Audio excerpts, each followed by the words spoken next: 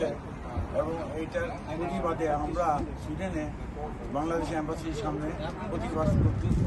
আজকে আমরা এই প্রতিবাদ সভার আয়োজন করেছি। আমি সবাইকে আজকে এখানে যারা উপস্থিত হয়েছেন বিভিন্ন কাজকর্মের দিনে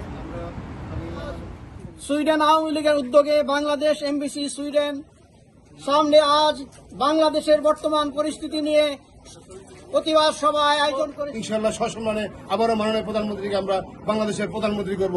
জয় বাংলা, জয় বঙ্গবন্ধু, এটাই হোক আমাদের প্রতিজ্ঞা। আমরা সবাই রাজপথে নেমে আসতে পারি। আমরা বিদেশে বসে আমাদের সর্বাত্মক চেষ্টা করে যাচ্ছি, আমাদের চেষ্টা অব্যাহত থাকবে। জয় বাংলা, জয় বঙ্গবন্ধু, জয় হোক মেধান্তি মানুষের।